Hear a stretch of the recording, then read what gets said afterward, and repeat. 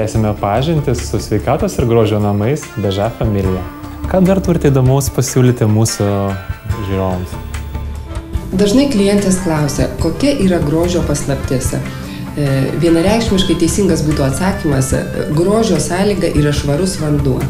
Japonai šioje vietoje susimąstė ir sukūrė naują produktą – tušo galvutę su mineralais. Rubinas, silicis, turmalinas, vulkaninis akmuo, nefritas – tokie akmenys labai teigiamai veikia mūsų sveikatą, energetiką ir bendrą savijautą. Vanduo pratekėdamas pro šiuos mineralus prisisotina mineralų savybėmis. Prisiminkime japonų mokslininko Masaru Emoto tyrimus, kada vanduo pakeičia formą ir savo struktūrą. Tai tas pats šit, pratekėdamas vanduo, jis gaus atitinkamą atmintį ir keisis jo vidinė struktūra. Taip, ponia Erika? Teisus. Japonai konstruodami šį produktą dar bandė pripildyti ir kitų savybių. Tarkime, labai svarbus momentas, kad vanduo prisisotintų neigiamų jonų. Būtent šio produkto pagalba vanduo tekėdamas per dušą prisisotina neigiamų jonų daugiau 10 kartų negu paprasta tušo galvutė. Lietuviams taip pat labai svarbus momentas, kad yra specialiai sukonstruotas dušo antgalis taip, kad vanduo tekėdamas turėtų labai didelį spaudimą ir tokiu būdu jo ekonomija būtų apie 35%. Mes patys padarėme bandymą. Paėmėme kibirą ir per 1 minutę pasižiūrėjome, kiek pritekės vandens iš paprastos dušo galvutės. Ir padarėme tą patį su japoniška dušo galvutė. Iš tiesų, apie 30% per šią dušo galvutę išteka vandens žymiai mažiau. Paslaptis matomai tame, kad dušo antgalis yra 0,2 mm. Tai pratekėti vandeniui neleidžia tiek, kiek su paprastaja dušo galvutė. Taigi mes prisisotinam mineralais, prisisotinam neigiamais jonais, atliekame savo puikų limfodrenažą ir jaučiamės kaip po hamamo kiekvieną rytą vakarą. O ką sako jūsų klientai, kokie atsiliepimai? Tarkim, galiu papasakoti vieną istoriją. Laimos Vaikulės vizitinė kortelė būtų tokia, kurią pareiškė per vieną labai įžymią Rusijos laidą. Aš niekur negaliu vykti be japoniškos dušo galvutės, todėl, kad man švarus vanduo yra būtina sąlyga geros savijautos. Dalis klientų sako, kad vakare po darbo priėmę tokį dušą, jie žymiai lengviau užmiega.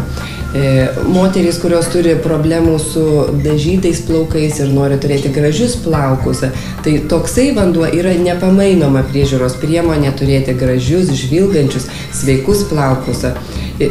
Šitas dušas tinka kiekvienam, kuris turi alergišką jautrią odą. Gamintojas pasakoja, kad chloras ypatingai kenkia besilaukiančioms mamoms, jautriems alergiškiems žmonėms. Neigiami jonai geba chlorą apsaugoti taip, kad jis neįsiskverbtų į mūsų odą ir nedarytų kenksmingo poveikio mūsų sveikatai. Taigi alergiškiams, jautriems, norintiems labai gerai pailsėti ir tiesiog pasijausti taip, kaip lyg tai grįžęs iš spa, galima pabandyti japonišką dušo galvutę su prabangiaisiais vertingais mineralais. Taigi, ką mes čia turime dar ant stalo? Matau labai didelės šukas. Gal galite papasakoti apie jas? Aš manau, kad šukos yra nepakeičiama plaukų priežiūros priemonė kiekvienai moteriai, o vyrui taipogi. Šukos padengtos mineralais turmalinu, vulkaniniu akmeniu, titanu ir kitais geležies lydiniais labai teigiamai veikia plaukų augimą. Būtent turmalinas skatina kraujo apytaką, gerina savijautą. Gamintojas šukas su mineralais siūlo ne tik tai plaukams sveikatinti, bet veido raumenims stangrinti. O, veido raumenims. O kaip tai veikia? Na, japonai į grožį žiūri savaip.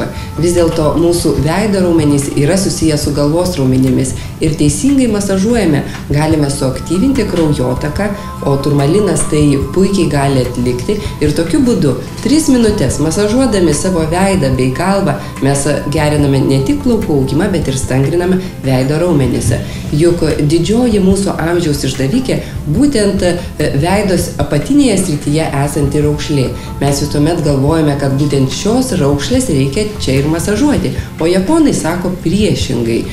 Šioje vietoje esančią raukšlę reikia spręsti šitoj vietoje, nes būtent čia raumenys ir palaiko mūsų apatinę veido dalį.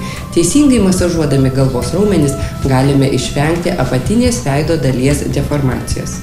O kas čia, ponė Erika? O apie tai po savaitės. Juk artėja gražiausia metų šventė Kalėdos. Per Kalėdas visi norime būti gražūs. Čia vienas iš grožio ginklų.